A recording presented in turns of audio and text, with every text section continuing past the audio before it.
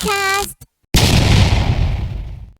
Hey guys, welcome to the fourth episode of the Anikami podcast. In our last episodes, we talked about the winter season's non sequel animes. And this time, we want to talk about the sequel animes. Surprise. And so, this episode will be really big spoiler territory. And we will try to put the spoilers in the description, but basically you can expect this whole video to be spoilers if you didn't watch any of the sequels of the winter season, which we will talk about. And as we don't as we for this episode planned a bit less, we can finally do something which I always wanted to do because I know it from so many podcasts. And I can ask you, Lucas, what was the last anime you watched which was not from this winter season, so outside of this winter season? Outside of this winter season, um, the last anime I watched was, oof, I don't remember now. But yeah, I thought we would be talking about like in general what we were watching. But the last anime I watched,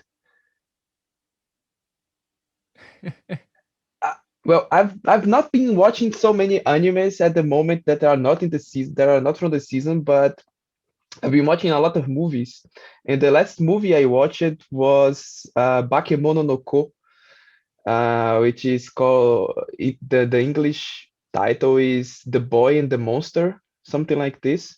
Oh. And yeah, that was awesome. It was a really good movie. I think I rated as a 10 or a 9. Oh, a 10, okay. Yeah, Nice. because yeah, I have this like every single Saturday, me and my girlfriend, we just watch one anime movie at least together. So usually at Saturday, I would have like more time to watch normal anime. So now I'm watching anime movies instead. So yeah, and before that, I watched one really bad anime movie as well, but I don't remember the name, but I remember that I hated as a 4 or something. It was about a boy that died and had to come back to visit his parents or something like this. Yeah, it was kind of a weird script, but yeah, Bakemono no Ko was awesome. And what about you? Are you watching something besides the winter anime?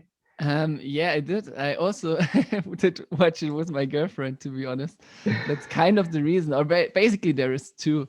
But what did you like about Bakemono no Ko? Because you made it a 10. I think I also watched it a bit longer ago. Hmm. Um, and I liked it. It was really cool. The animation was really good, but I don't remember everything about it anymore. I know there was this fantasy world and the real world, right? Like something in between that he could go from this one world to this world. And I only remember this huge whale, which was so cool in the ending. Yeah, it's kind of like this, as you said. Um, Basically, the boy is kind of an orphan because his mother died, and then he runs away from home because he wanted to live with his father, but his family was taking him to live with them, so he ran away from home, and he suddenly appears in another world, let's say. So in this world, there is only like beasts, and humans are not allowed to be there because humans can carry some darkness inside, and ultimately they can destroy the world. But and in the start of the movie, there are like two very strong beasts who are competing to be the Grand Master of the world, which is like a title given to the strongest beast. And there is a very clumsy beast and another one who is very, I don't know, pompous, very like kind of looks like very strong. He has a very master aura around him. So, and the other guy is really clumsy, and the clumsy guy takes this boy to mentor and to live with him. So it's kind of like his son. And yeah, the plot goes from there. And then there is like the grandmaster fight, and a lot of stuff happens. But what I like it the most in the movie is that it it it is really enjoyable to watch. That's what I look into whatever I watch. So it was really enjoyable to watch. So I think it was like 2 hours, and it didn't felt like anything. So I just started and finished. Well, the first time I tried to watch, I slept through, but it was not the fault of the movie. It's because I was really used to sleep early, and we started like around midnight, so I was just dying, and I slept after half an hour. But the second time we finished like really without stopping. And yeah, the movie was really enjoyable. The artwork is so gorgeous, really gorgeous, and the whole story and the connection between this master and his son, it's so cool to watch. It's just like a fatherhood or something like this. And also he shows his love through the whole anime, but in different ways. And it almost made me cry in the end, but I didn't cry. But yeah, it was a really great and emotional movie in the end. And did you watch it like before or? Yeah, I watched it long ago. Like long ago, I mean, I think 2 years ago or 2 to 3 years ago. I think also with Root, and I also liked it. Um, and yeah, emotion wise was really great. Also, the animation was really awesome.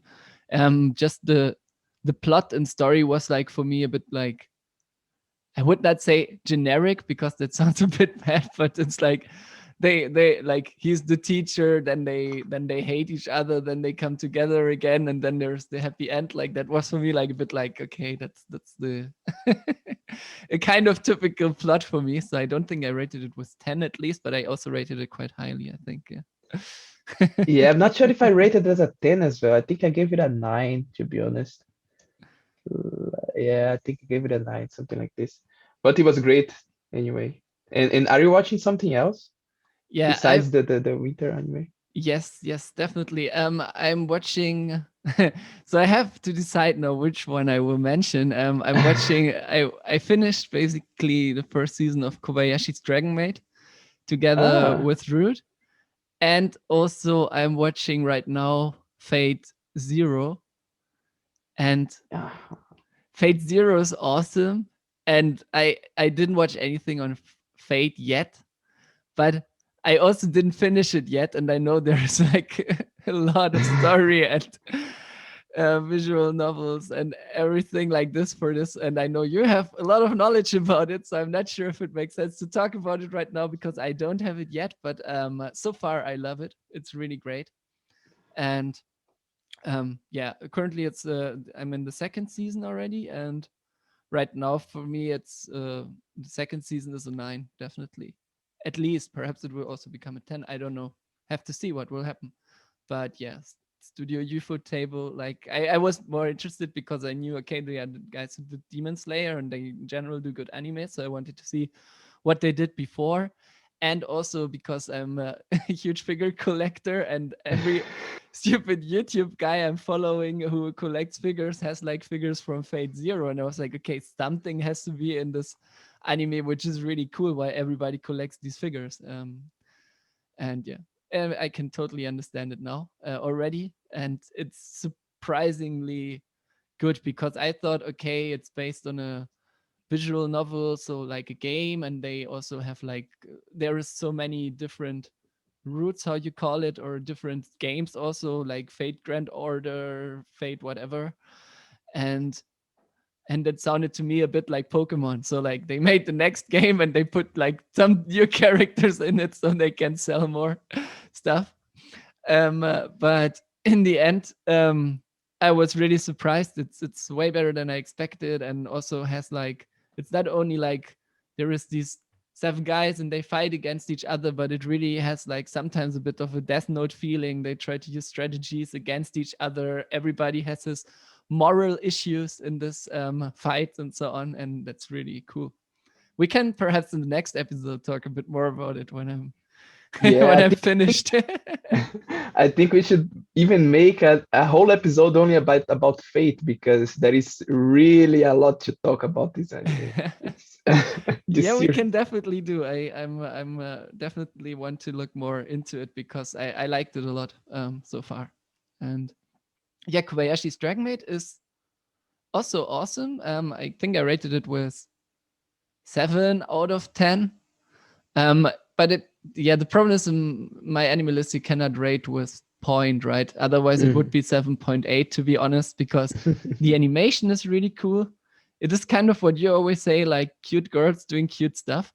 Um, what is really funny is and the anime itself is really funny, of course.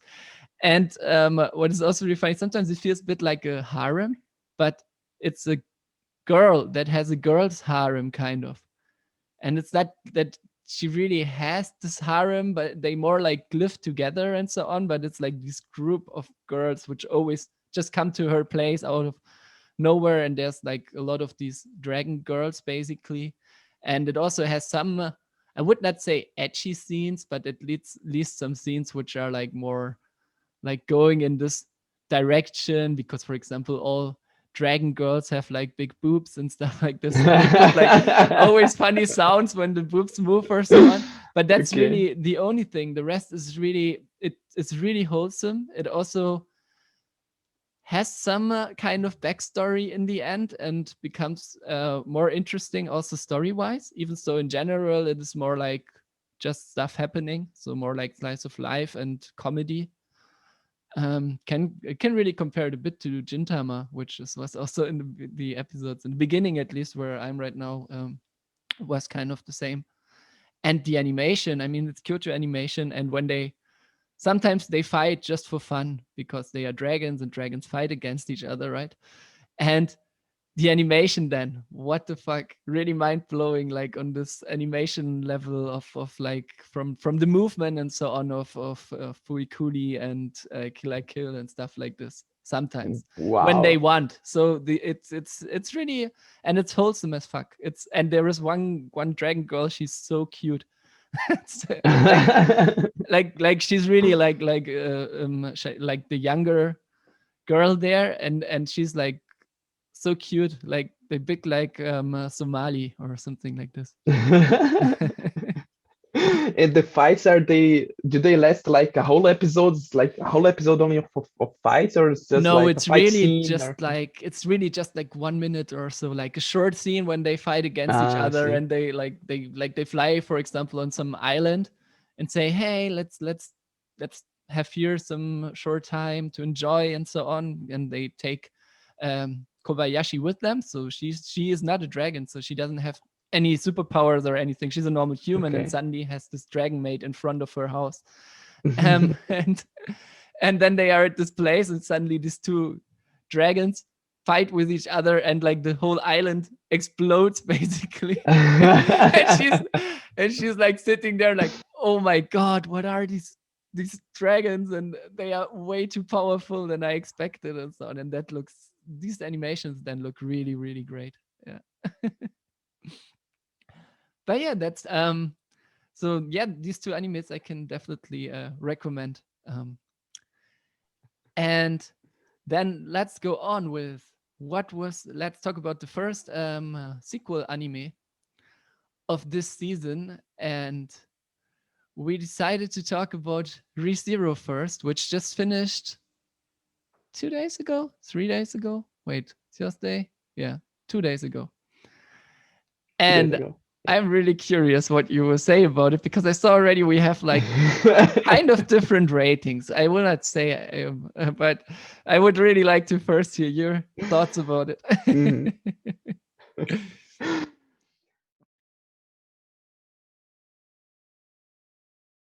Okay, so ReZero. This season, I must say that I like it more than I imagined I would. The when the season started, I was Well, if we talk about only the first and the second part, I was not so hyped about it because it started like really, really slow, really, really slow. But although the first part also was not so, there was not so many stuff as well. So even though the second part was exactly like kind of like the first part, so it was really slow, but after some time it kind of picked up the pace for me. I think the turning point was when Subaru met the Greed Witch, and he decided that um he will not use his death, his return to death as a as his only soul power. So it's like a turning point. So he would not like use his death as a simple tool to achieve his means, but he will take into consideration, try to think, and try to really solve his problems by himself, but not by this tool.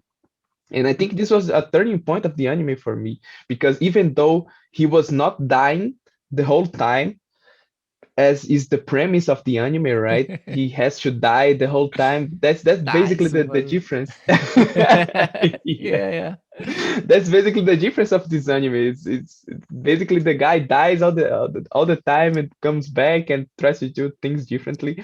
But even though it's kind of going through kind of going to against the nature of the anime, I think it was a good turning point for me because um it kind of follows also the formula they had in the previous seasons when he was dying the whole time, and then at one point he decides to try hard, and basically there is like 4 or 5, 6 episodes with him not dying and solving the problem.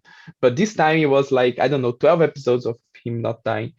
And I don't think it was a bad thing, because it felt more realistic for me that he was trying to solve everything by himself and having his mind not broken after dying the whole time.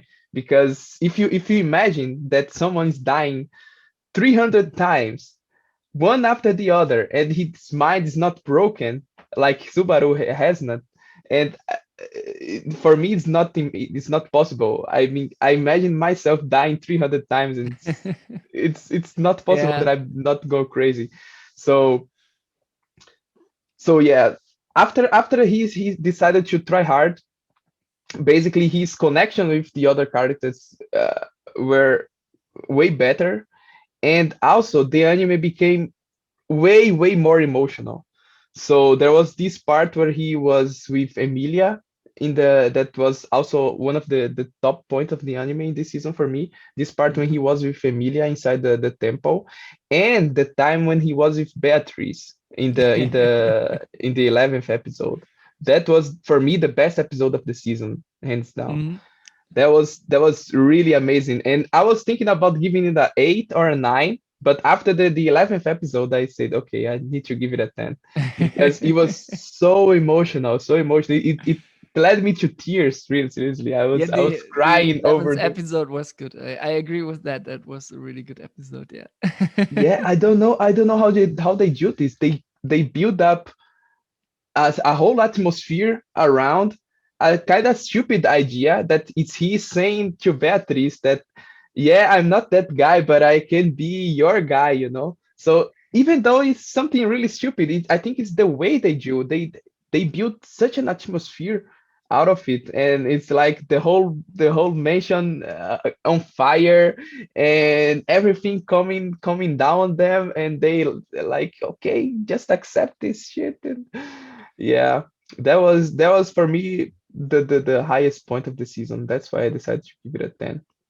Yeah, was what was there in this part? I wanted to like after watching it, I wanted really to talk with you, but I was like, I will keep it for here because I was so confused. I didn't really understand like what did it mean that he tells I will be your guy, because I thought like is he now together with Emilia and with Beatrice, or what exactly did this contract mean? This I didn't really understand in this episode. At least I thought also the episode was great and awesome and so on, but I was really confused afterwards when he was there holding hands with Beatrice standing next to Emilia, and they were the rabbits coming, and I was like, so now Subaru and Beatrice are together. But then the next episode comes, and now he's again with Emilia together, and Beatrice is suddenly nowhere anymore. And this stuff confused me. So that was more for me then.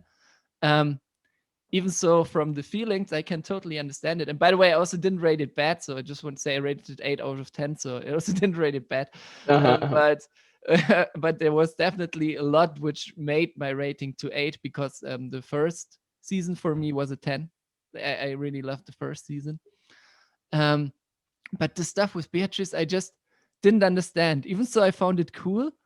I really didn't understand what it means. I was really wondering, like, what do you think? Well, my take on this on their relationship is that it's kind of the same relationship he has with Ram, but a bit different because Beatrice is not really attracted to him like romantically. It's Mm, kind of they kind of show this in the last episode when she's talking with what's the name of the guy, who the one who looks like a Ross, Piero, Rosval. Rossmal, yeah. Yeah, when she's talking up with Rosval, and he's saying, yeah, the guy will never be yours and stuff like this, and she says, yeah, I don't want him to be mine, I just want him to be by my side. So I think it's more like it's kind of romantically, it's kind of the border, I would say, between a romantical relationship and a very strong friendship between them. Mm, okay. And you can say for sure that Subaru also doesn't have any romantical Definitely, yeah. take on Beatrice, and she also seems like doesn't have any romantical feelings towards him. So I think that's kind of their relationship. And also what I took from this is that Beatrice has a very kind of a trauma of being alone by 400 years. So Yeah, she's man, this was inside for a me like I could not imagine being like 400 years alone in the library. Did they even have mangas in this library? I'm not sure. I hope I she would did die. because yeah, true. So yeah, that's the reason as well. So she had a very big trauma, and Subaru was the first guy in 400 years, as she said, that connected really with her feelings, and look, and it was completely different from the other people. So I think they have a very good friendship, that at to the point that they can hold hands in front of Emilia and not make her upset. So Yeah, I mean, Emilia's connection to Beatrice is already, I think, kind of an okayish one. So she knows that Beatrice will not do anything. But yeah, at least this was a bit like it was playing the same card again. Like you said with Rem, it was basically playing this card again. And then I was like, so Subaru will now create like a harem out of girls, which they put like so much effort in developing their characters and so on, and then they make them like the trope characters, like just for Subaru. So that was for me really strange, and that was like that was one thing. But what was for me, and I get from the emotional point, if you go there, then yes, then I would most likely also rate it higher. Um, but what for me was the biggest issue was I didn't understand like this how is it called, this whole plot, like the whole plot, and also this area, like how it Mhm. got created. I mean, there was a backstory at some point, but it was so short, and I didn't even understand who the characters in this backstory are. And then it was over, and then was like, yeah, okay, good, I understand that they need this Maya complex, so her for keeping this barrier open, like this barrier closed, and so on. But I didn't even understand why did they go there. So why did they have to go to this reservoir with all the people and build this barrier? There was then this one guy coming who I don't know who he is, and it all felt like so. And that was my biggest issue. It all felt so constructed just to have the situation. It didn't feel like natural or for me understandable what is going on there. It felt so constructed to build the situation so they can then build the whole story on top of it. But he was constructed. It was constructed from the start. If you recall, it was Roswell sending everyone to this place without them knowing they cannot leave afterwards if they don't finish the trial. Well, technically they can leave, but otherwise the all the people there would die. So it's kind of it's Roswell's. Everything was a plot from Roswell's to make Subaru fail basically and try to choose. And yeah, the plot went from there. Yeah, exactly. But that was also my question, and I really I felt a bit like playing Dark Souls, like in Souls game. You're always like you play the game, and then you find some item telling you some story which you don't know what it is about, and then you Google it, and then you read in Google like, ah, okay, so this is the background, and then you understand. Oh, the lore is really great, and there is so much cool stuff in there. So it felt a bit like Dark Souls for me because I really read a lot about it. And I also, what I didn't understand was why did Roswell want Subaru like to fail? And why did he like build this whole, I didn't understand it, to be honest. I'm still struggling to completely understand it other than it was needed to have the story in this way. Yeah, Um, you mean his motivation, right? To yes. behind doing this. Yeah, I also think it's not completely believable. Maybe it is a bit, but the explanation they gave was because he's like struggling for 400 years, right? Because he's the same guy from behind, and he wants to show Subaru that the only way to do stuff is the same way that he does. That is like choosing. If you want to kill this one, you cannot. It's like basically you cannot have everything. So you have to give up something, like he gave up of the White Witch, the Greed Witch. Mhm. So that's the explanation that they gave. But yeah, they didn't give so much background um, from Roswell to understand exactly why he did as he did. So yeah, this I need to agree, and I agree as well that the plot was a bit confusing. It was really confusing at some point, especially when we had this flashback of Roswell and the Grid Witch and Beatrice and the other girl. I still that's the thing that made me more confused in the season was about these I think it's Ryusu, the girl with the pink hair. That's basically 300 girls. I still Ah, don't understand. this I always call them Maya complex, right? They were called like something Maya complex. I don't, I know who you mean. Yeah, this the clone girl, right? Who has like Exactly, these exactly. I still don't clones. understand this completely. Her what she is and where she went, and because one of the clones disappeared with the original one. So where did they go? I don't know. And Mhm. exactly who is she, or why is she keeping clones or everything? Maybe I missed this part, but this was also confusing for me. Ah, I know why they keep the clones. That was in the first part even. So because her, oh god, I don't know how it's called exactly, but her mana or something like this Odo. is Odo, yeah, is required to keep this barrier up, and but one of her doesn't have enough to keep it up, so they always have to change. Like that's how I understood it. So she cloned Okay. her like 300 times so they can change. But they said first, well, at least I understood in the first part, they only had four clones. And then suddenly when Subaru is there, there are 300. And I was like, okay, what's happening here? I don't understand.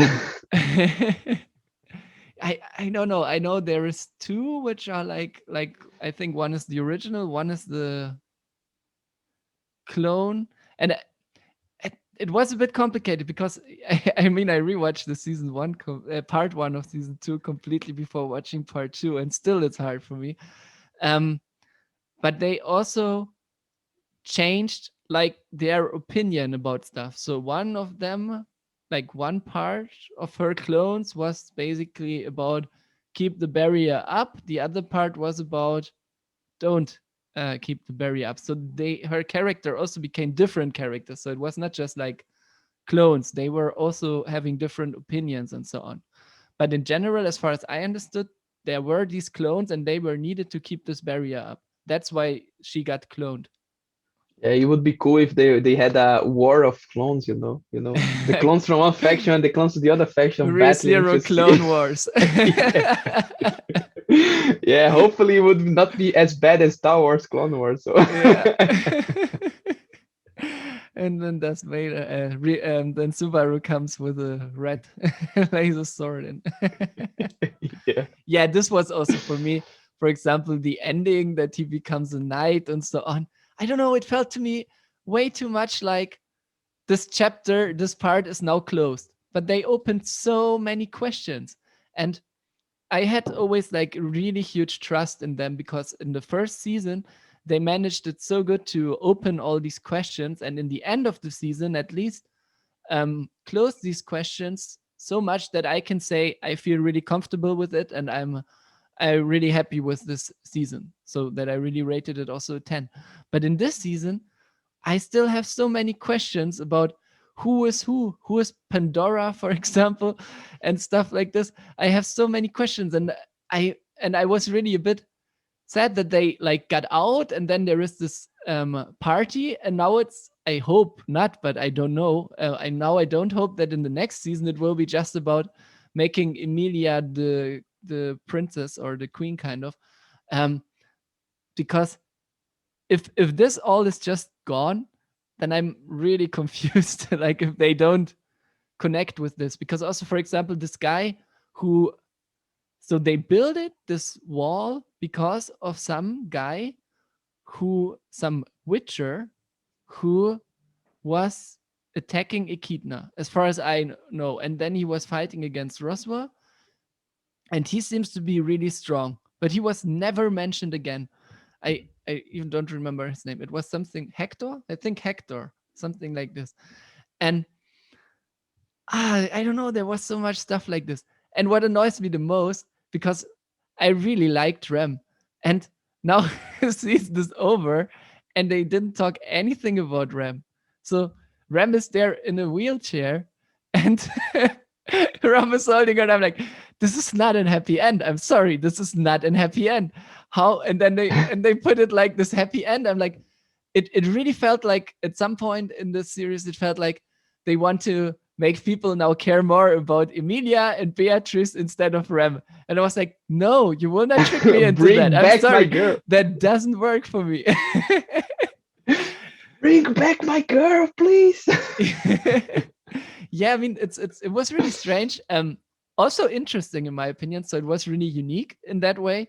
But if you think about where the last season, so the first season stopped, and what was the goal at that point compared to where it is now, it's really strange. Yeah, it's way more open-ended, I would say, because they dropped a lot of new characters, a lot of new characters, Pandora and was so cool. I this yeah, this was one. This was for me who's my Pandora favorite. again? Is it This the was the my the favorite episode, to be honest. The the one who, icy, the one who was in the forest of ice? yeah, the one who attacked Emilia. So in the second challenge, I think it was for Emilia, the one which attacked her as a kid and her mother. So this girl which could just teleport her, The first whatever, and challenge. so So on. the Oh, it was the past, first one. Yeah, sorry. the Yeah. past. Yeah. Yeah. It's the same one I was thinking. It was the one trying to make her open the gate, right? Yes, exactly. Okay, Yeah. yeah, she was cool. She was She really was so cool. cool. I was like, okay, that's really cool. Like they made her also like feel really strong. That was also for me always an issue because Echidna, everybody was saying like, yeah, she's so strong and whatever and so on. And I mean, yeah, you see only her ghost or so on. But I never saw from Echidna anything where I would say like, oh, yeah, she's the master of Roswell and she's like a really, really strong magician. This kind of also was really missing for me to understand this. Yeah, true. I think, and also the other witches. So they dropped all the seven witches. This I was not expecting at all. That they didn't they haven't shown the grid witch, and then suddenly they show every single witch. I was like, wow, okay. Yeah. And they don't give a background. They don't say why there's. I think it's the envy witch looks so much like Emilia, Oh and it yes, looks yes, like this she was one. the Yeah. one giving Subaru his power or something like this. So yeah, Yeah, so that's a many lot open of things. mysteries. So yeah, I really hope that they go on, and I'm really kind of curious if the light novel is like really the same. So if the story is there the same, or if there is like way more background to all characters and way more depth details information, because that would make sense for me. And they said like perhaps we cannot put this all in there, because normally I don't have. I mean, I really like some confusing animes or like stuff where they like go to the past, go to the future, go somewhere else. I have no problems with that at all.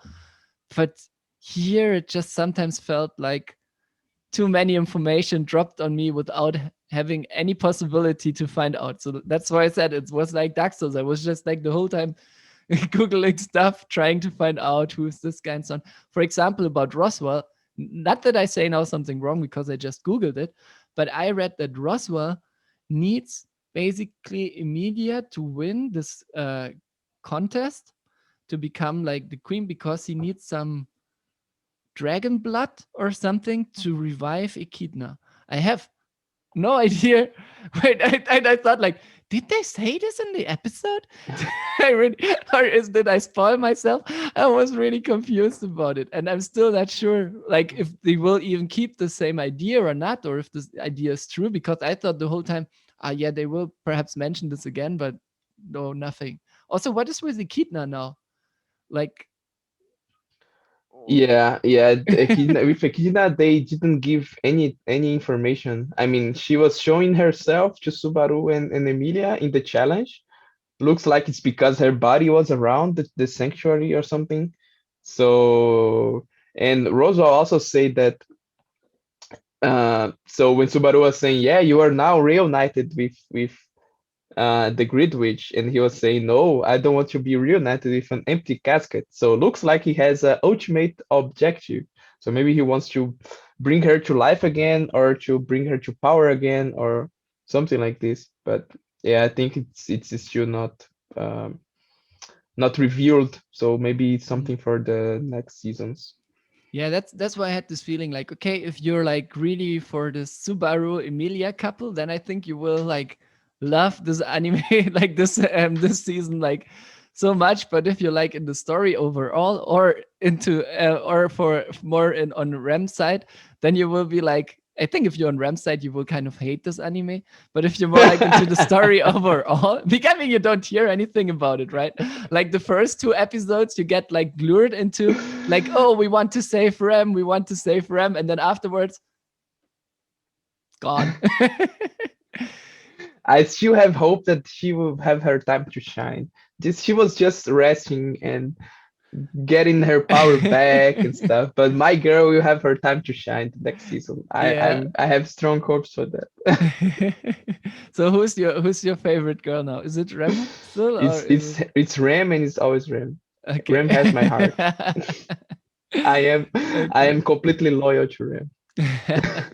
Loyal to Rem.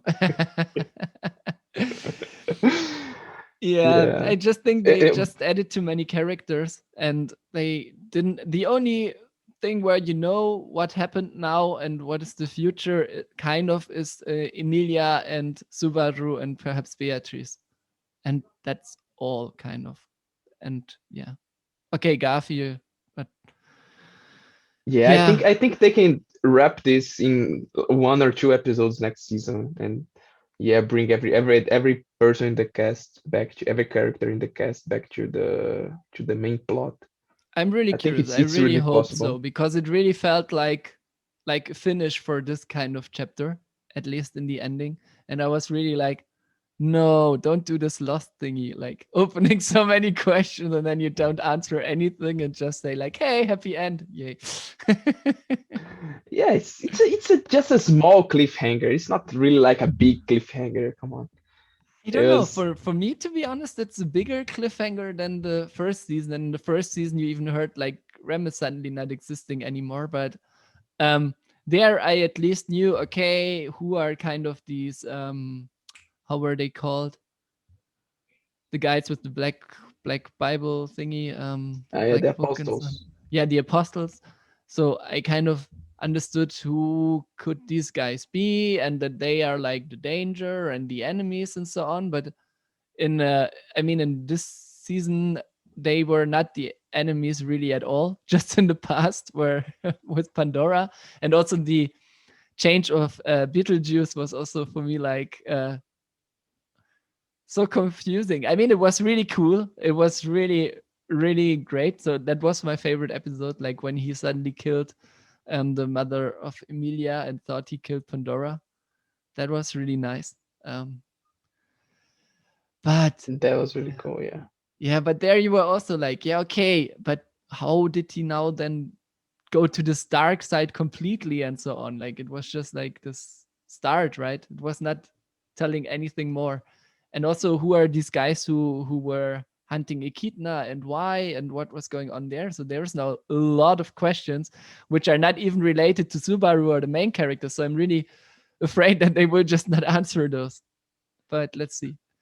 Yeah, yeah. I really hope that they do. I have no problems with like open questions in the end of a season or the next, as long as in the end I know everything and I don't have to take from my imagination something. But yeah, I just have big hopes. I just have big hopes for the next season. Yeah, I'm And I I'm hope just so they afraid. clarify more than make more questions appear. So. I hope I'm because I'm really afraid because of that, because for the main characters itself, so for Subaru and Emilia, these questions are not that important anymore, I would say, from the story wise. So they could just go on and start something new if you're like really only looking into the main characters. But let's see what they do. And if there is one thing I trust them, then it is that they can wrap up stories, because I was really mind blown how they did this in season one and how good it worked.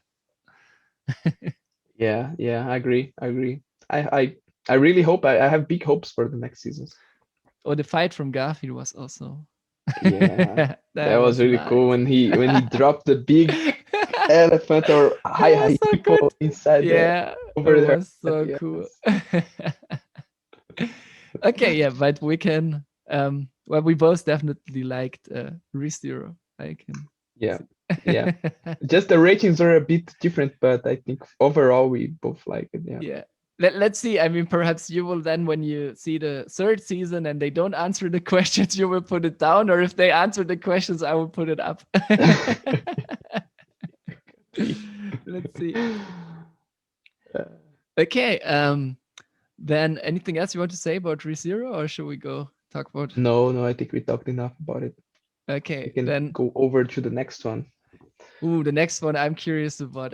Next one is Beastars second season, and hands down for me, besides Attack on Titan. So Attack on Titan we will also not talk about in this episode, but I think we could make one whole episode to talk about Attack on Titan. To be honest, there's so Yeah. much. As the last episode is not out yet, so we cannot talk about it. Tomorrow, man, tomorrow. Hmm.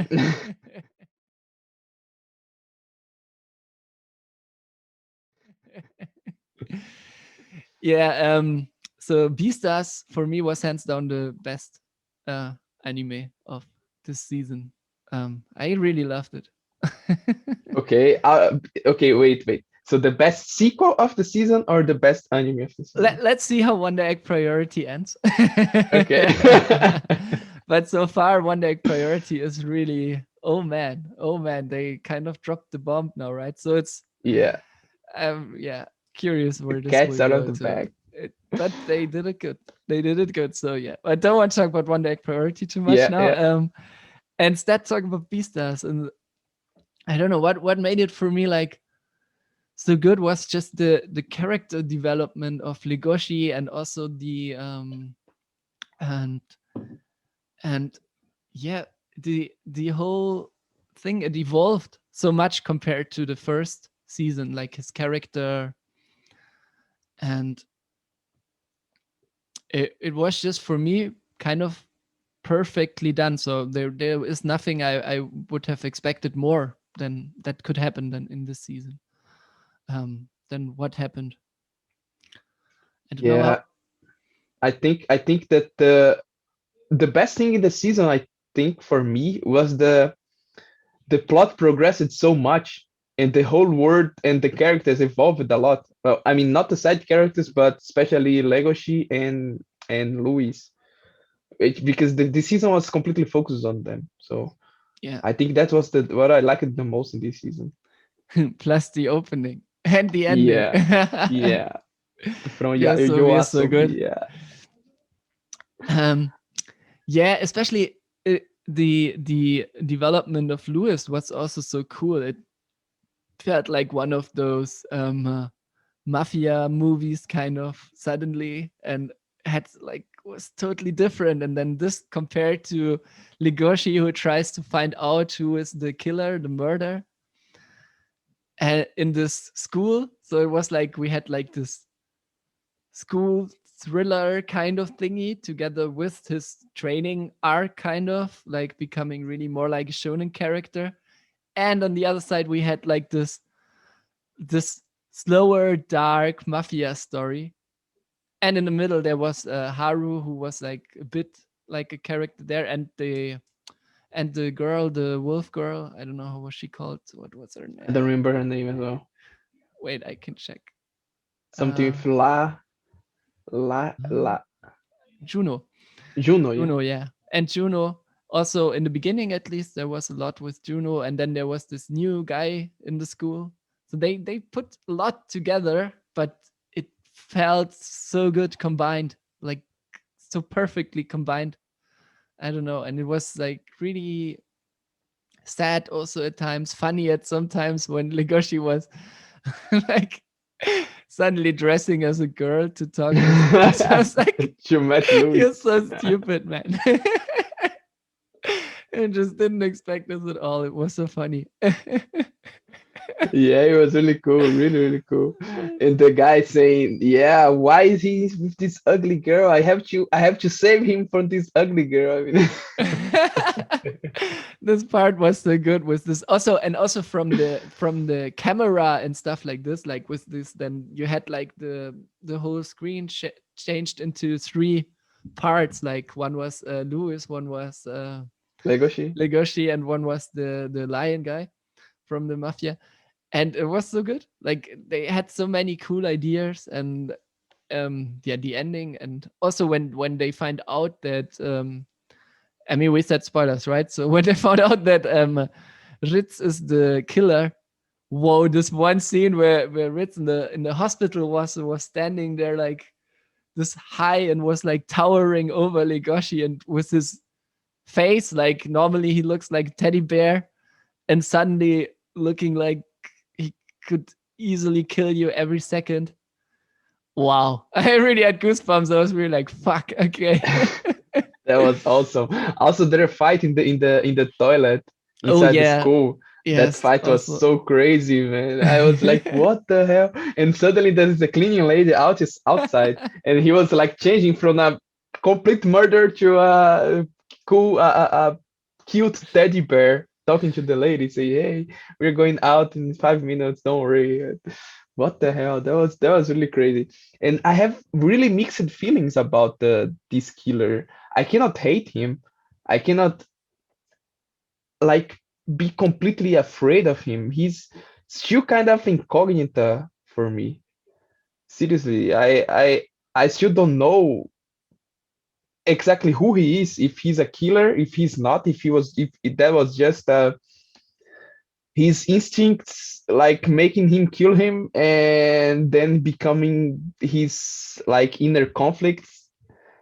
I don't know. I still don't know if I hate him or if I pity him for being Yeah. definitely. driven to the yeah. Because also this society, like what you know about the society there, evolved also so much and so good. Like everything was so perfectly done. I don't know why they, how they did this, like that they can put so much different stuff in each other, but it worked so good. Like when you had the scene where the panther suddenly like takes the arm of this other, of his friend basically, because he's Yeah, just too strong compared to him, and he's just not aware that he like used too much power. And also Ritsu and the bears, who basically have to take the whole time drugs so they can just live a normal life in this society. not kill everybody around them. Yeah, that was, yeah, really really crazy. It was so wow. Yeah, that was really crazy. I think that especially the bear, he was he was way deeper. He was a deeper character than I imagined that the killer would be. Because I thought the killer would be like someone that just gave in to his instincts, and he was really hiding really good between the class his classmates, and just expecting another opportunity to kill again and to eat meat again. But it was not. It really felt like a real character from that world, Yeah, because exactly like the other characters in the plot, he had a lot of different faces. He had a different sides of his character. So he was not just a cold blood killer, but he was also just not a complete innocent guy that just gave him to his for 5 minutes and it ate his friend for because of in a win of 5 minutes in a moment of, I don't know, weakness, a 5 minutes moment of weakness. So, and yeah, it really didn't let me down uh, for a killer of this anime, because like every other single character, he has a lot of different sides and makes him feel really like a real character. He's not like a, yeah, let's put a villain there and make Legoshi defeat him and such. yeah, and I mean also the last fight, right? You would have thought like, yeah, they fight now till death and so on, and then they just make a break in between and they talk and so on. So it also showed you like there's not always a fight you have to do. You can also talk with each other, but they also have no other option than like at least putting their energy now out in this situation, because they have to do. And whoa, the scene when Legoshi was then eating the food from Luz. I was that was really the only moment where I could say they could have done this better. It would have, because it would have destroyed me if they would have shown how Legoshi really eats the food from Lewis and then stands up from there, instead of eat my food and then he just like starts Years, yeah. by, and then just a black screen, and then he suddenly is with blood mouth and like a crazy werewolf looking guy. I don't know. um if they would have shown this like not too long, but just like this with some bit of sad music or so on, I would have died. I would. Yeah, true, true. Now that you say this, I completely agree. If they didn't, if they, it would have like such a heavy atmosphere, because it's like Legoshi eating the leg of his kind of best friend there, Yeah, and yeah, true. It would be really heavy. yeah, they really missed there an opportunity, in my opinion, because I was ready for this. I was really like, okay, shit, man. It will happen. It will happen. Yeah, but also the fight. I mean, in the end, there is nobody dead and so on, right? So yeah, Hmm. also Yeah, the is fight was the different. fight was okay. Yeah, I was expecting that they would, like a shonen fight, that they would fight for, I don't know, 12 minutes, like half of the episode. But yeah, they what they made was also cool. It was also really cool. yeah, They kind of found a way of give more character development even in the middle of the fight, like Louis appearing out of nowhere and like killing because it was not him who killed the lion guy, right? It was another lion guy following Yeah, it them. was another lion guy who, so he basically wanted to eat Louis, and then the other lion guy who he told that because he told like 2 episodes before, he told this lion guy that if he ever tries to harm Louis, he should kill him. Hmm. So yeah, Yeah, and it then was so suddenly sweet. Louis appearing there and giving his leg and even his like numbered leg, which has kind of Yeah, remembers him the time when she was slave, or he yeah, was like, imprisoned and yeah, basically there to be made to food at some point. Yeah. yeah, that was really well made, really well made. Although they missed this opportunity of giving a big emotional uh, uh, feeling, a bigger emotional feeling to this part, but still I think it was really well made. Yeah, they really did this so good. Like the story, the character development, also the camera, the visuals, the music, everything fitted really perfect together. So for me, this was really, and I'm really sad. Um the more I am looking now into like this more and more into the anime community and so on, and also charts and so on, because I mean we have a podcast, so we have to put out some other stuff, right, other than our podcast only to have stuff on Instagram or so on. Hmm. um and the more I look into it, the more I'm sad that it seems Beastars is really not so popular at all. Like it seems to be really, even so it's from Netflix, perhaps that's also the reason, I don't know, but um it's really not like one of the highest rated animes. So also when you look at these character charts, which are like every week, then Legoshi is somewhere at 20, or I don't know where he would be for me, like in between first and third at least. I don't know. Yeah, it's kind of like a hidden gem, this anime, and I don't know why. Maybe also the CGI animation kind of push people away from it, because yeah, there is this CGI, people hating it. Yeah, but still, even though it's CGI, the animation is really good. I think it's the best CGI animated anime I've ever watched. Yeah, yeah, I can definitely. It's definitely say it's this. awesome. It's awesome as hell. Um, yeah, and also the last episode where I also thought was really interesting was they put the ending as the opening, right? And Yeah, I basically was the so ending was confused. the whole time, and basically the ending was kind of showing the whole time already the drive with him and Lewis, with the lion and Lewis into this tunnel where this shot happened, and that was also a genius move, Yeah, kind of. it was really cool. And I was so confused in the start. I was like, okay, did I click the right place? And then I saw Louis in the lion guy. I was like, that was clever. Yeah, yeah. I'm Yes. just sad that the opening didn't. Or did they put the opening in the end? I don't No, I think so. think they put the ending, just the music of the ending again in the end. I Mm, think that was how it was. I don't think the opening was anywhere in the last episode. Yeah, yeah, but both songs are great, so no problem with that. That's okay for me. true, true. But yeah, Especially the opening. I think it could be the best opening of the season, even. it's for me the best opening of the season, definitely. I mean, Yeah. the Attack on Titan one is Mm-hmm. kind of special, I would say. Like it's a bit Mm-hmm. more special than this one. But other than that, for me, this is the opening of the season. I already looked up how to play the bass line of it, kind of. Perhaps Ah, someday I will try out. I don't know. so maybe the next episode we will open with you playing the bass line. Oh my god. Do you want to lose listeners? Come on. Yeah, but yeah, really high recommendation for this one. It was awesome as hell.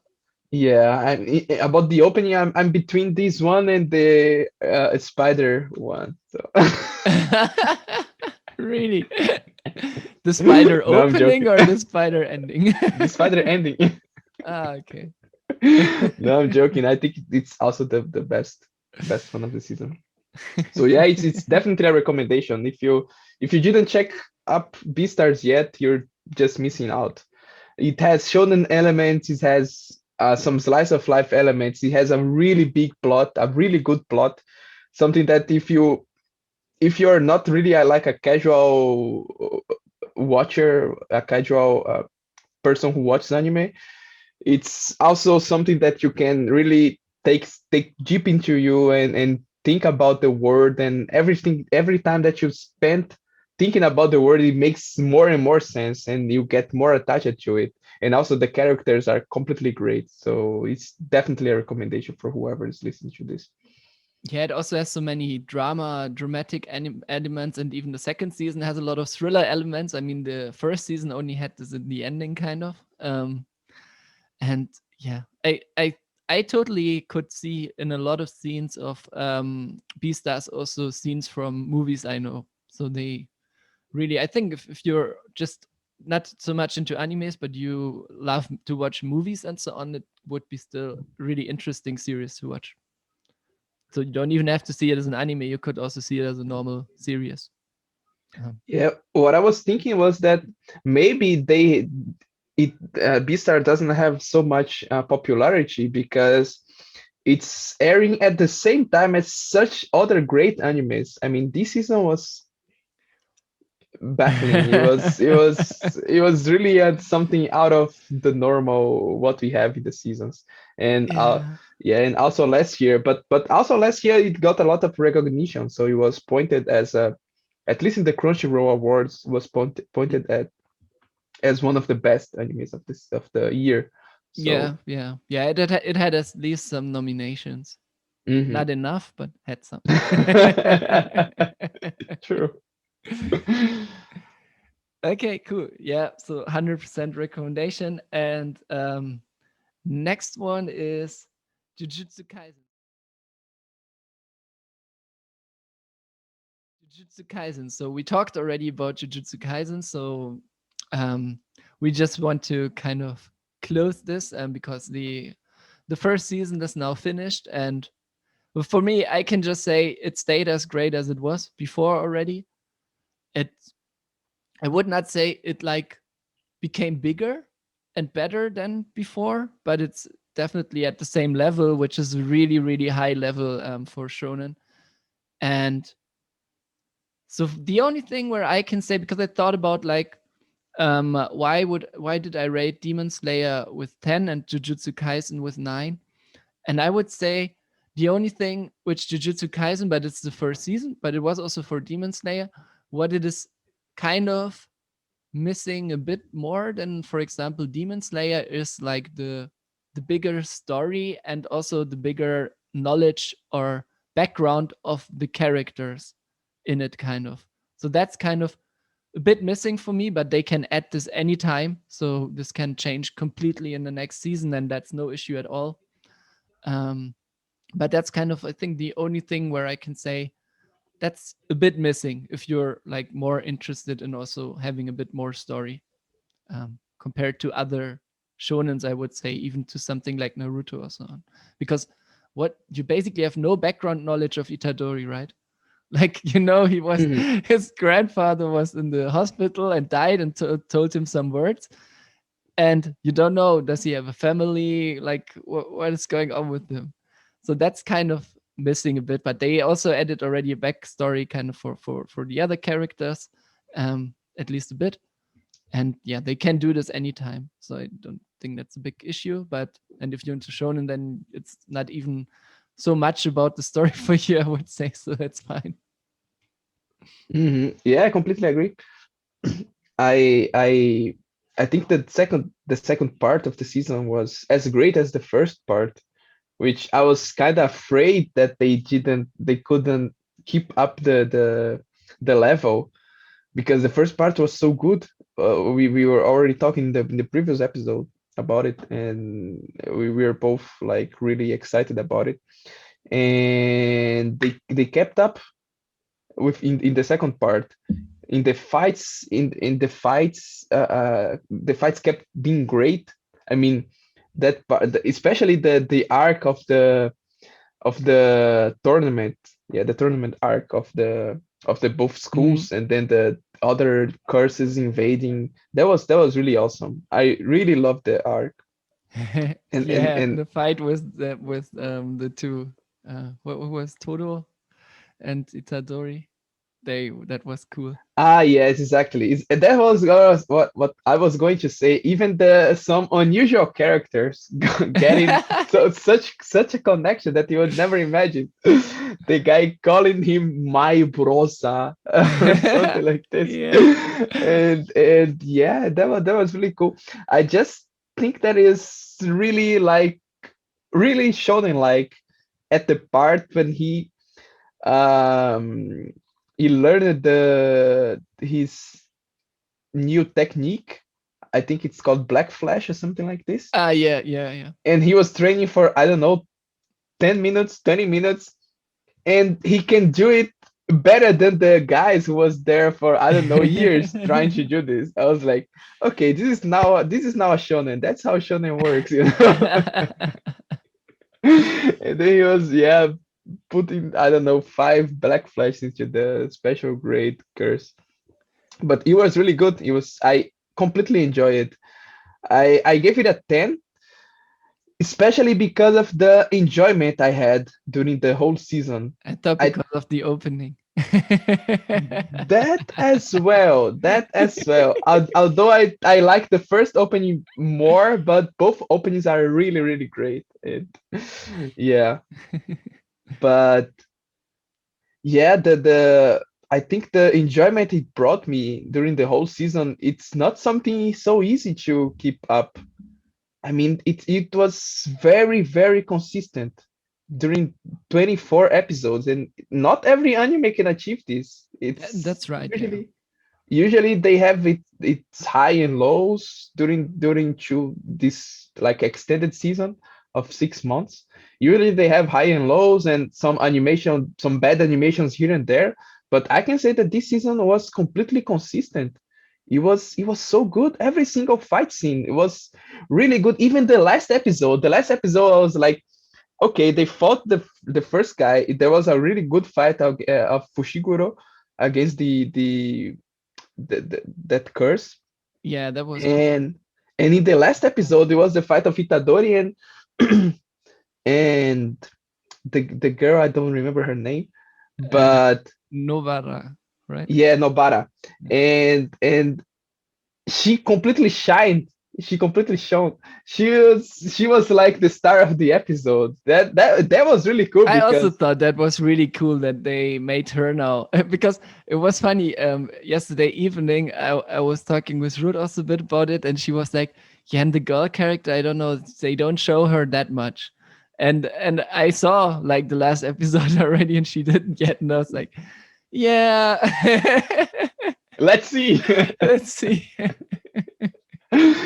Yeah, in the last episode, she was the star of the show, and we got to see some new, interesting new powers from her, because usually it's only both guys, and they are really powerful. Itadori is the main character, and Fushiguro is like he was his kind of senpai at first, and now he's kind of following right behind him, and he's evolving a lot, and he's getting stronger and stronger and stronger. But they never shown how much stronger she is, and how much she developed. And now she just destroyed a special curse, a special grade, I think special grade curse. And it was like, what the fuck? I was definitely not expecting this. I was like, yeah, maybe now that they fight together, Itadori will definitely kill the special grade or something. But they really made her shine in this episode, and this I liked a lot. So it's about this. It's the whole consistency of the anime, and they deliver to they continue to deliver good stories and good fights and good plots and just enjoyment overall. So yeah, I think for the consistency, I thought that okay, I should give this a 10. This is not something easy to do, so they deserve it. Yeah, that's right. It's definitely a high level shonen, and also it's kind of funny because I was also thinking about like comparing it to like older shonen stuff, and it's to be honest, if you compare like the new shonen stuff like Demon Slayer and Jujutsu Kaisen with the older stuff, the newer stuff is really way better and also way faster. Like it's not like taking years until something happens. Um, Yeah.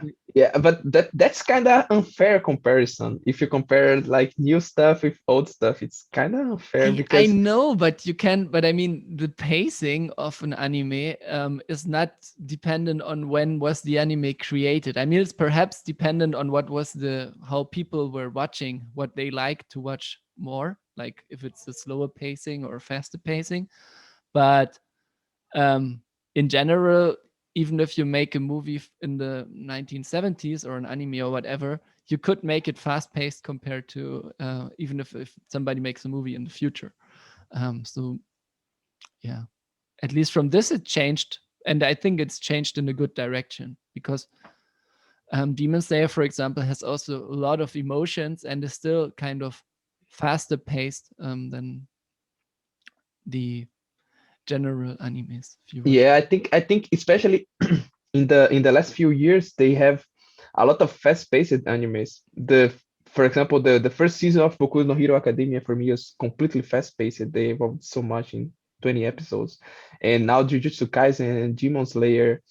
And yeah, I think it's kind of a change in the mindset because also the mangas of all of those great animes and are ending like in I don't know 20 40 volumes. So because Demon Slayer is already finished.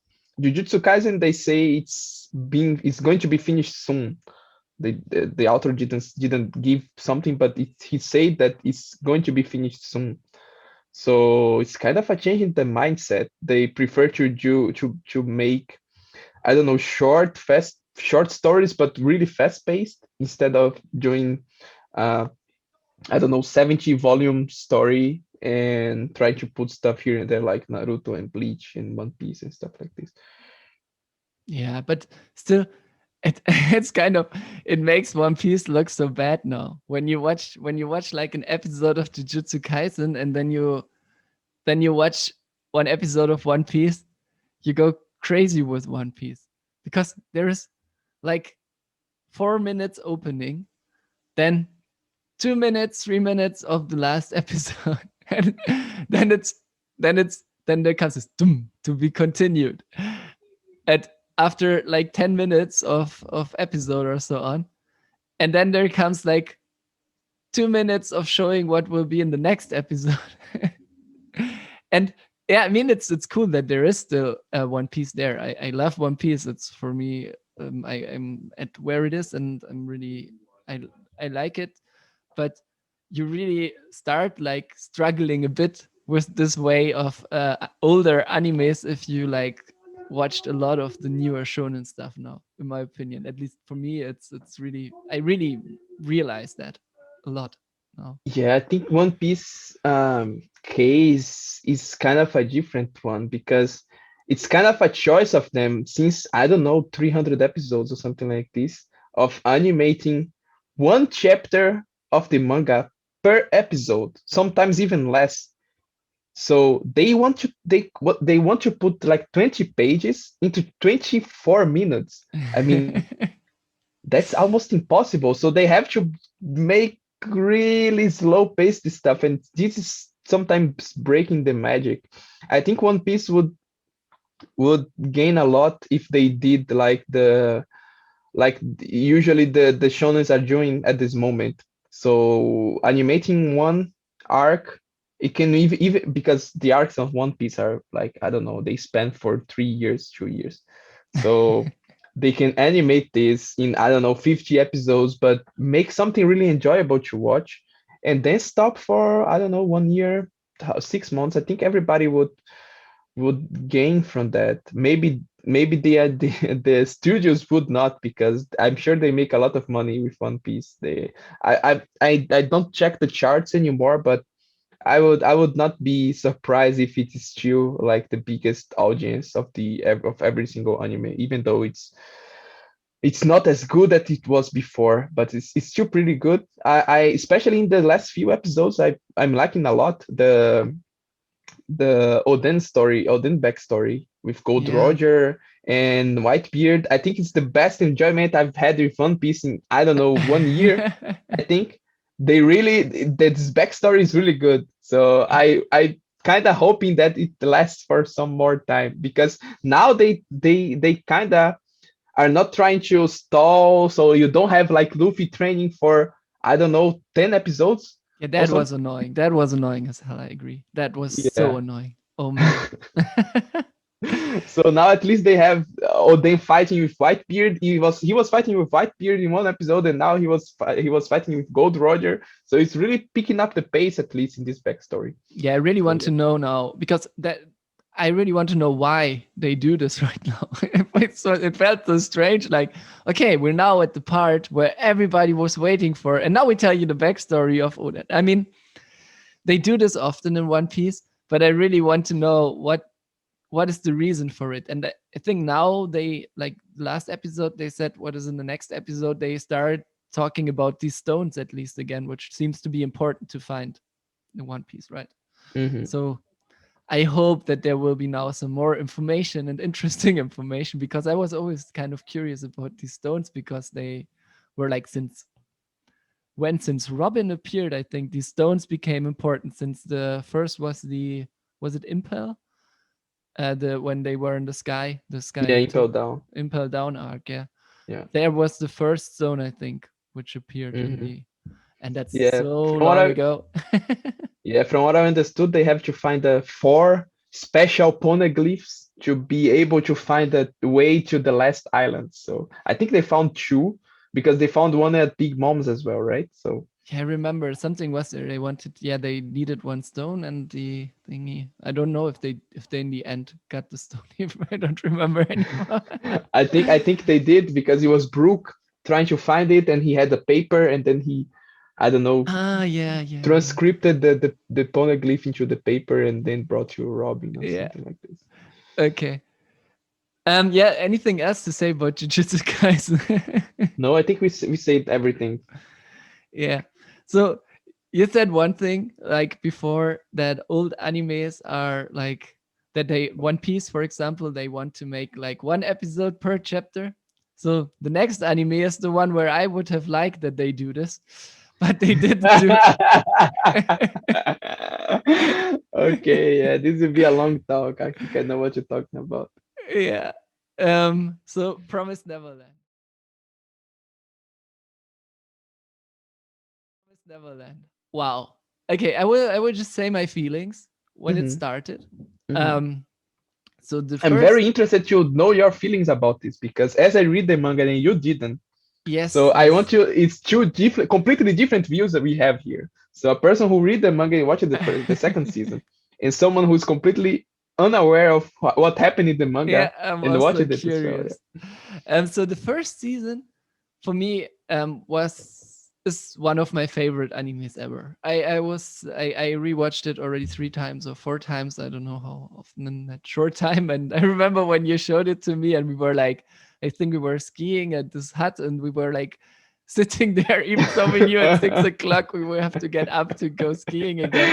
We I were think we watched sitting it there. like 8 episodes, right, in one night or something Yeah, like we this. finished basically the whole season in one night, kind of like 4 episodes we watched before on some other day in the company, hmm and it was for me still mind blowing, and I loved it so much. I didn't care if I will be totally tired when we ski. And yeah, the second season, I mean, it was coming out like shortly after Christmas, I remember. And I was really I was from my feeling, I was more looking forward to the second season of Promised Neverland than to Christmas. I was really like, fuck Christmas, I want to see the next Promised Neverland Fuck season. Christmas. And it started good, to be honest, at least from my feeling. I mean, I don't know how the manga starts and so on, but from my feeling, the first four or five episodes, I think it was, were okay. They were, and I don't know, they could have been perhaps a bit better, like build a bit more. Also, the world itself.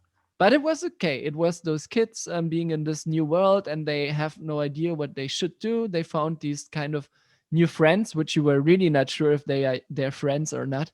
So I was really like not trusting those guys at all, which was Mhm. also in the end sad that it was just like, okay, yeah, they are good guys. Wow. Because also the ending of Promised Neverland, I also had the feeling like they were always showing them like moving through the island, right? And I thought like, okay, there will be a bigger backstory to those guys, and they will be like perhaps bad guys or at some point like being a trustworthy, but no, didn't happen. I was like, okay. And then they found So these just 1 second. You said until the fourth episode. Which episode is this? So what I don't happened know, there? fourth or fifth episode. Yeah, basically the episode where they find Norman. Until there, Okay, it okay, was okay, good. okay, fine. I think until there, I would say it was really okay. I would still have given it. I still had it at 8 or 9, something there. I was happy to see the characters again, and the story was also okay, developing all the kids. They were like moving from basically from one shelter to the next one, and then they get attacked again, and then they move to the next shelter. So that was okay. And then when they were in the next shelter, out of nowhere, they found Norman, and that already felt strange. And then there was also a big uproar in the internet. I didn't know what it was about, so I didn't really care that much about it. But also after that, it felt to me way too fast paced and rushed. Like you can not understand anything at all. Like suddenly there is Norman, then there is these other characters with Norman. First you think, okay, is Norman now becoming a villain? Then Norman says, I want to kill all the monsters with this poison I created, and they will eat each other. And then there is Emma, who has like this conflict, which was still cool, which was like interesting and so to see. But you didn't have the feeling there was not this time to bring these three characters together again, so that you felt for these three characters the same as you did in the first season again. It kind of was really, really strange. And from there on, it felt also really constructed and fast paced just to get to an end. And the problem was with every episode, it became more fast paced, more rushed. Really, like I mean, the last episode. I don't know much about the manga, but I at least what I realized or what I heard is that they skipped some arcs, complete arcs, which is already strange. Um, but also then first Norman wants to kill all the monsters, then he suddenly changes, which this one episode was at least well made and was really cool. Like when the monsters started eating each other and so on, that was really cool. Um, and there you also had a bit this feeling from Promised Neverland, and but that's basically it then, because afterwards he's just suddenly the good guy and he wants to um uh, help them. And then they start, okay, yeah, and then he knows a way how they can. So if everybody in one episode they say like, yeah, we have to just do this and this and this and this, and then we will save everybody. In the next episode they suddenly having that was also the biggest bullshit for me ever. Suddenly in this one episode before the last, I think it was even, wow, it was so fast paced. Wow. They suddenly had air balloons, they had walkie talkies, they had like everything they needed to infiltrate this place where you thought like, okay, they are kids in a world where everybody wants to kill them. How did they get these resources? How did they build all this stuff? What the fuck? That's not possible that they can just out of nowhere have this. Why don't give them a lightsaber as well, or a gun or whatever, just out of nowhere? Why just air balloons? I mean, just give it a missile or nuclear weapon. And I that was so strange already. And then it was also so obvious and bad made, like this scene with the air balloons, that there is nobody in there, and you like the villains, like in season one, like the mother, she was really smart, and you always had the feeling like the villains are really, really clever and you cannot easily trick them. And here it was like, wow, they felt for the worst trick ever. They just trusted one guy who told them, "Oh, I can tell you what they're doing," and that's it. And just like, this is really, this is the result. This is the resolve. This is how they save everybody. Oh, wow, that kind of hurted. And then the last episode when Emma also tried to save this other guy and he then killed himself. At least he killed himself. If he would have gone out with them and she would have saved him as well, I oh man. But at least he killed himself. I guess he also realized this plot is stupid. I just kill myself. But yeah, it was, oh man, this was so bad. It really was so also so cringy. Like it felt like it was Wonder Woman 2 cringy. Oh. And then they go out and then they say like, yeah, we will stay and we want to save other kids. And then they show pictures, just pictures of what Emma and so on are doing in this world. And then they come back and and it's 10 years later or whatever. I didn't realize what really happened there. And then it's even a more a bigger happy end than the happy end which they already had, where you never expected that this series will have a happy end. Perhaps there will be something that they will be kind of some persons which are happy, but you never thought that there will be a happy end where nobody gets lost on the way or so on. And yeah, then they did this, and wow, I was really, I was really sad about it. I think I will definitely read the manga now because I still don't believe that this would be like this in real.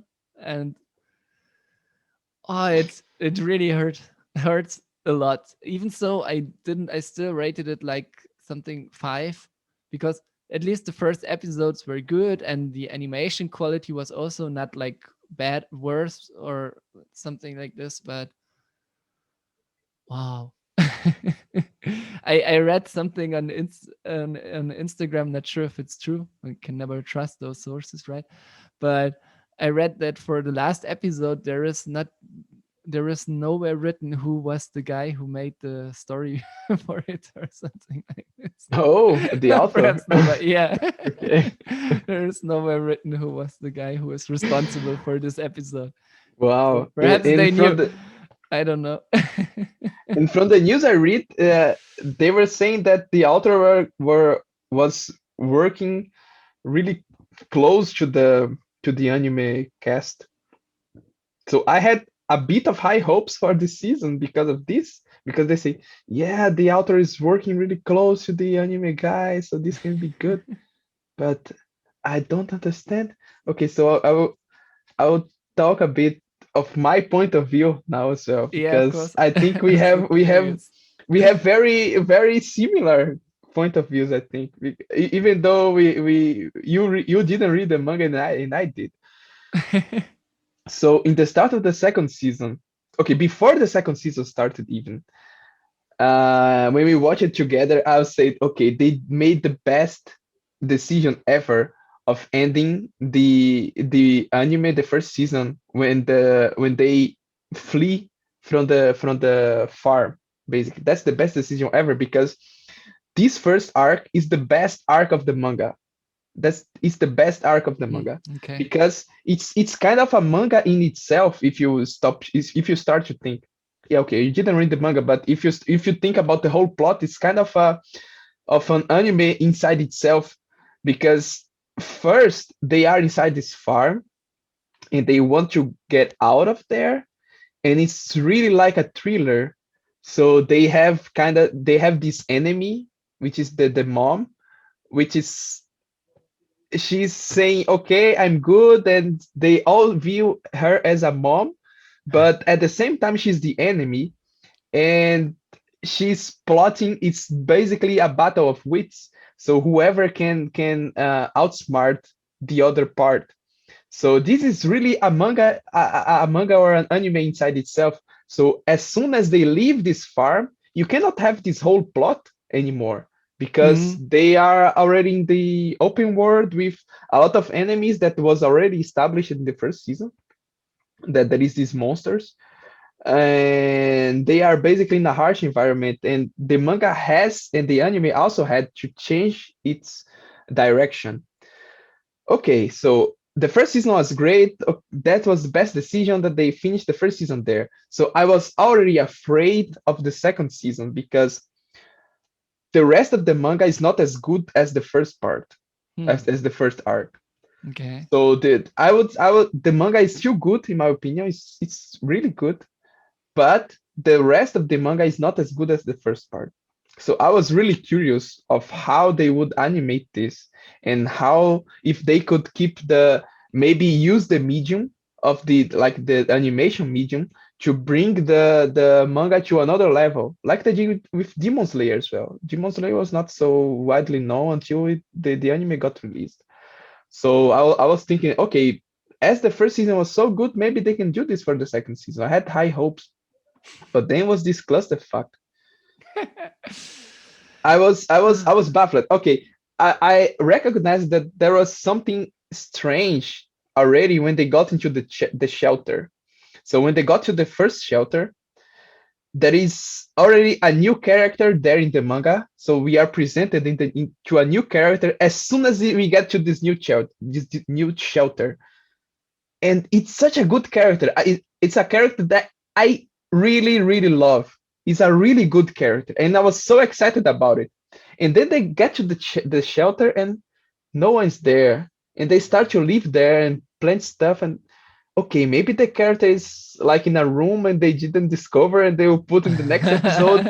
And then suddenly there is an invasion in the next episode, and I was like, "What the fuck?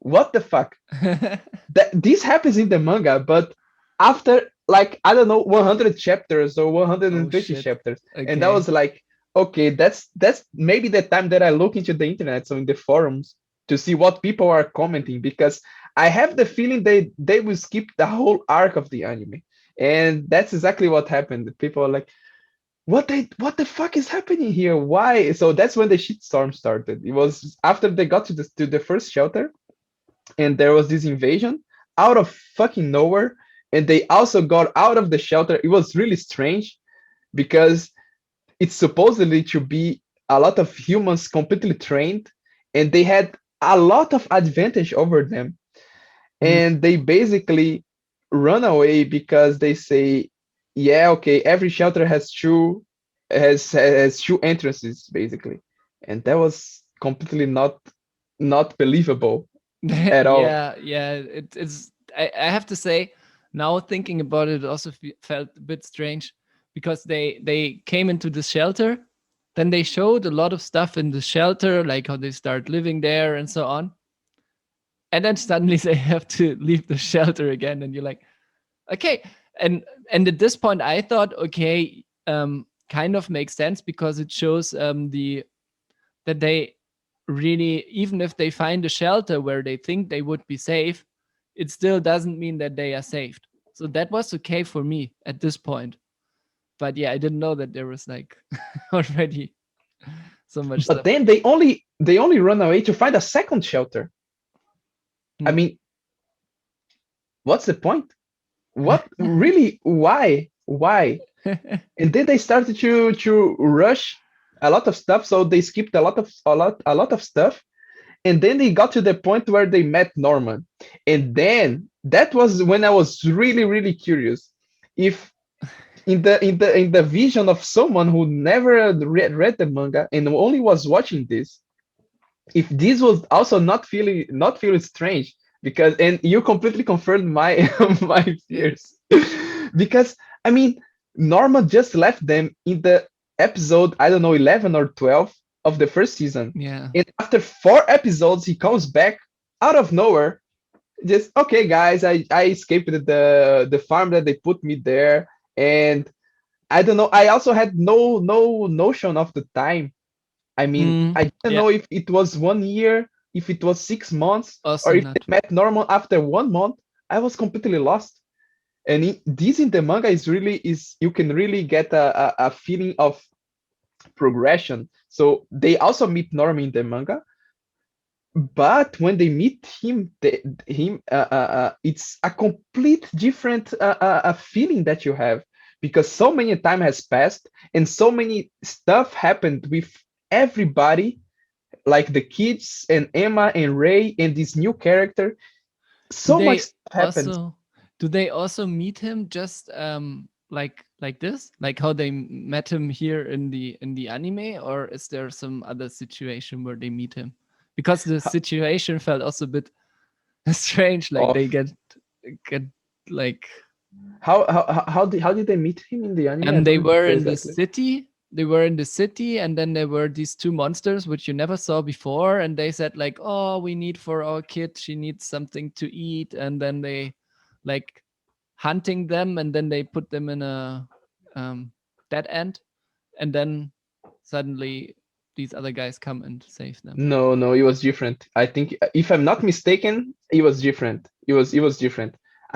I didn't get, because I also get this feeling that, okay, it was out of nowhere, because I also didn't recognize when they met Norman there, that they would meet Norma at that point. So I don't remember exactly how they met Norma in the manga, but I'm sure it was in a different situation. It was not like in the middle of the city when, yeah, some guys are attacking them and stuff, because I think that they don't enter the city until way later after they meet Norman, because this is a completely different feeling. And something Yeah. that also felt off, and that they didn't explain, and it was really confusing because they cut so many content, is because what did they want to achieve by poisoning the whole city? I mean, Norman was saying that he wanted to poison the city because he wanted to get revenge on the Yeah, that monsters. was basically all. Yes. So it kind of felt like a suicide attack, right? So they just wanted to kill monsters there, Mm. right? So they Yeah. went Yeah. there to the water source and wanted to poison there. But this is completely different in the manga, Hmm. because Okay. they didn't want to poison the city just to poison the city.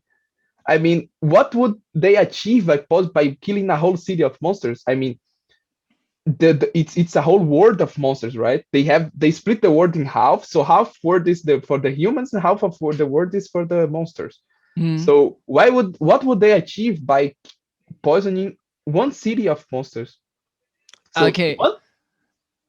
I think there they said like they want to like not really. I mean, it's not really poison, right? It's more like making them eat each other, and by this, I think they will spread the virus and basically kill all. I think this they explained kind of. At least they said this. I remember, Mhm. Yeah, so they but wanted, okay, so they just wanted to make the monsters like completely wild and feral, to make them kill one another, right? yeah. But in the manga, it's a completely different take on this, because Mm. that's the city where the royal family lives. And okay, that's a spoiler Ah, alert. So if you okay. don't Yeah, want to be no spoiled by, problem. But that's yeah. okay. So That's yeah, if you don't want interesting. to be spoiled, just Yeah, skip over this. this part. So they wanted to poison this city because the royal family of The monster the monsters, society. exactly, the monster society was living there. So it was a completely different plot, and that is also they explain the royal family, and they add a lot more content there, Huh. and they explain everything. So this was completely more tied, so you can understand, and you can get their motivation to do that. But what was missing for me here was, why was Norman just suddenly running away from running away from a farm and trying to poison an entire city of monsters, just out of hate, out of rage, because the monsters were killing his friends. I mean, the guy is supposed to have a QI of, I don't know, 300, 400, Yeah, yeah, and now he's yeah. doing a suicide attack. Seriously, that's the best you can come out with? Yeah, I was also confused. I mean, they tried to put in the backstory of what happened to him there in this place, but and that he will die soon also. That was also the best thing. Like Ah, yeah, he will die soon. Ah, no, but they have some cure, and if we do this, then he will be saved again. And like, man, this feels like Dragon Ball. Why don't put 7 Dragon Balls there? Then they can save everybody at any point. And you also can just lose any tension you can create by this guy could be dead or could be dying in this situation. Yeah, they suddenly, okay, we don't have a cure, we will die soon. And then suddenly, okay, we have a cure, you don't need to die, it's fine. What the fuck? Yeah, yeah. And I and mean, the. also the city, like the part, because they were in this next shelter. So the shelter where also this old monster guy was, and he was praying always. Um and suddenly they ran through the city, and by just like being dressed as the monsters. And I was like, really? Like I mean, that's so easy. It is so easy. And I mean, then they got at least like hunted by these other monsters because they were smelling them. But yeah, also that felt already really strange. And also the city out of nowhere. I really thought the city looked really cool. It reminded me also a bit of Somali because it was like these humans that Mhm. the monsters, they sell ice in a bowl of humans and so on. And also the explanation why monsters have to eat humans, that was quite cool. Um, but yeah, other than that, it's kind of, oh, it's so Yeah, sad. you made a comment about the ending that is like such a happy ending and out of nowhere. Yeah, they also, they kind of have a happy ending in the manga, but it's not so happy. It's Hmm. really not so happy because in the middle, in between when they find the first shelter and when they get to the human world, a lot of new characters are presented and also a lot of characters die. Hmm. So there is really like a plot there and it feels real. So it's not really like, okay, we can save everybody, nobody will die. Because in this season, the only guy who died was Peter Hatry, right? The guy who killed himself. Yeah, This yeah. was the only death. Because Death. he realized he's useless in this Exactly. anime. Also, there, also with this guy, I didn't understand. I think he was like the brother of Minerva. That's at least how I understood it. I'm not sure about it. It Yes, was like he's just a bit he's pointed in that direction. But also, their something like connection that. was explained in a 2 minute background video, and that's it, kind of. And Minerva was such an important character, like the whole first season, and you were so curious about who he is. And also the first shelter where they've been was also because of him, and they found there some new, like the phone and so on stuff, which was also set up by him. And that's all we get from him. It's just, ah. This was it's interesting you mentioned this because when I was watching the last episode, I was imagining, man, I have to ask Benny if when he watched this part of the it was when Peter Hatry was talking about his brother, the Minerva, and he was talking about his family, right? So the Hatry family that was supposed to keep the watching over the humans and the gate and whatever, and Mm. then they had, I don't know, 30 seconds explaining about the family and the Minerva. So he was saying exactly this in the anime. When Minerva found out about what our family did and what our the people who came before us did in the past, he was horrified. And then there was some flashes in the screen, so showing some humans killing each other, and then I was like, okay, whoever reads the manga can definitely not understanding this. If you don't Yeah. read the manga, you cannot understand this at all.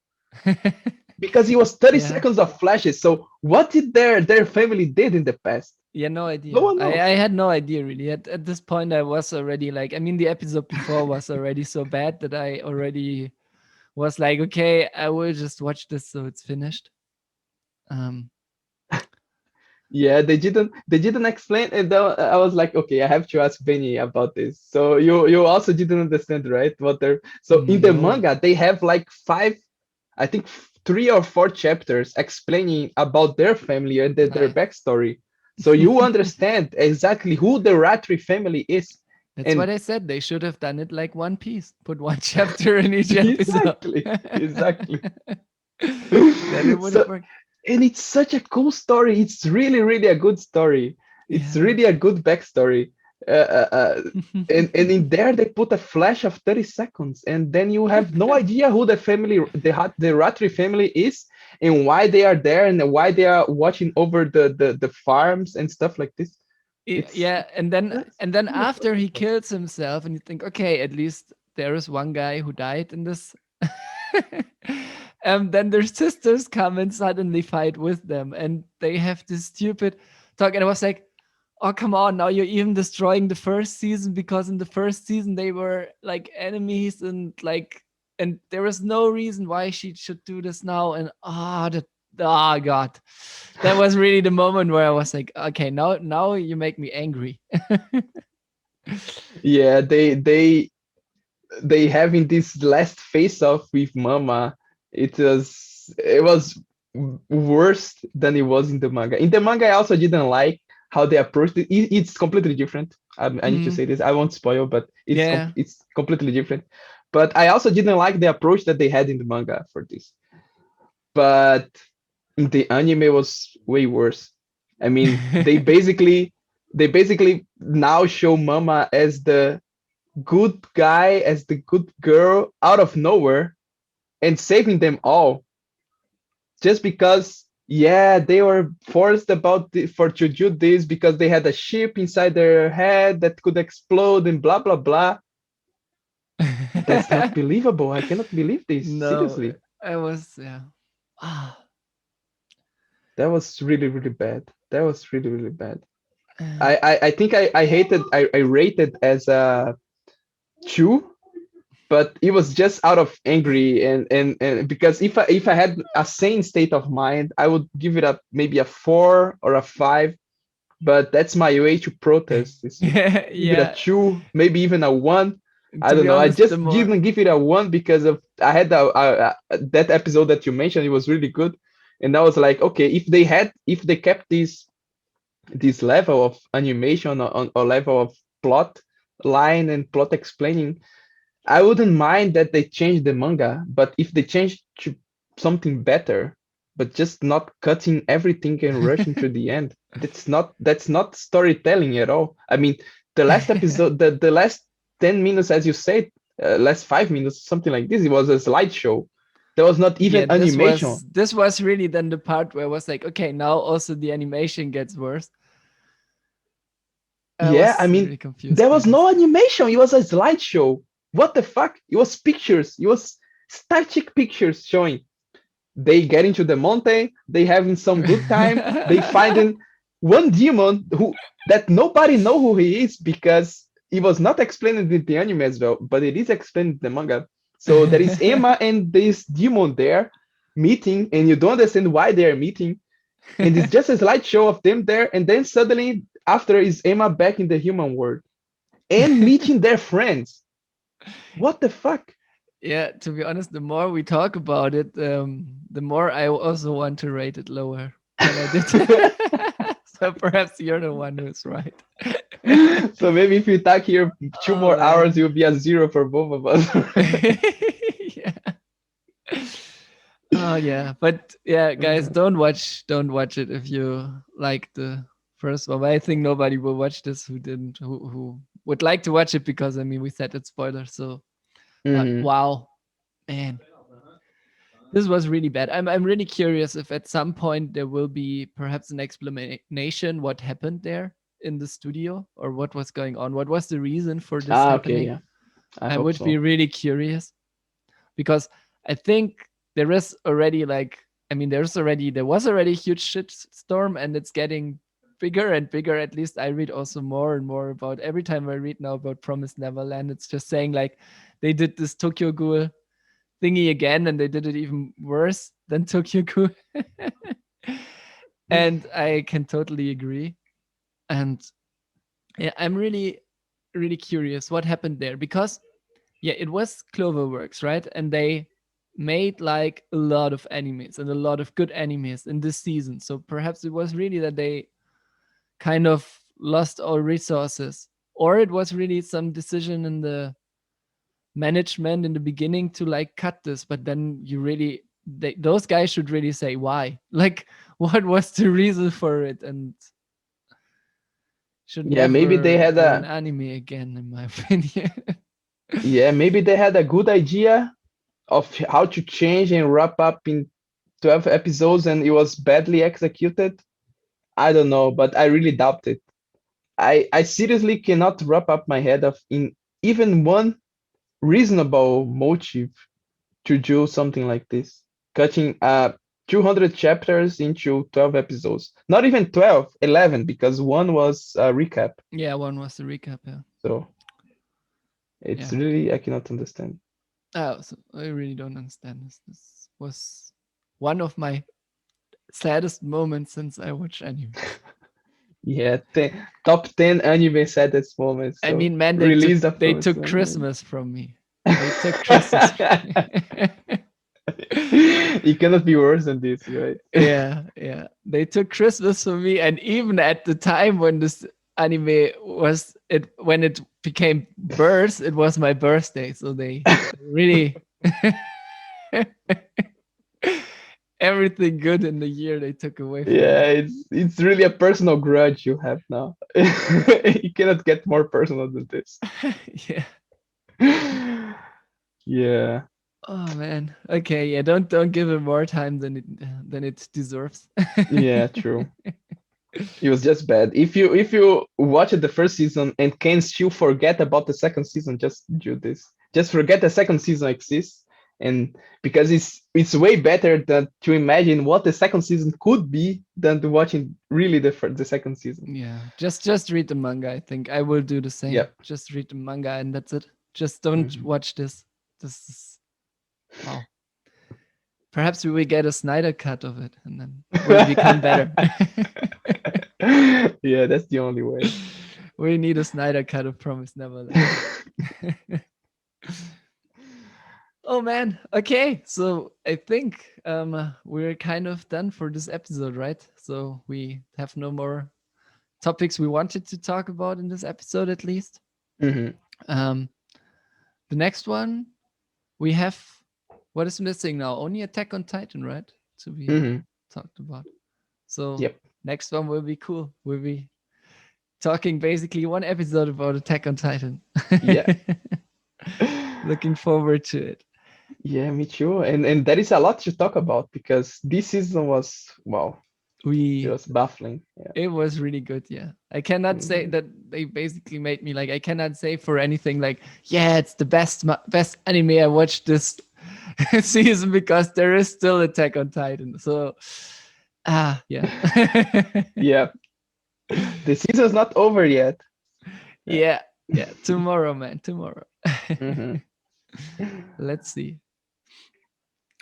But to be honest, Levi is kind of stupid. Like this was Yeah, that stupid. was that I'm was sorry, but I didn't understand at all. who sits I mean, himself next to Bob? yeah. That's kind of stupid. I'm Yeah. sorry, but that was I'm weird. I'm sure we'll talk about in the next episode, but yeah, the guy Definitely. is the guy is always so clever, and then he does something so stupid. I was like, Yeah. why? I was already at the moment when they just showed this contraption. I was like, not smart. This can go wrong. They This can can really easily go go wrong. wrong. Okay. Yeah. Then thank you for listening. And please follow us on Instagram.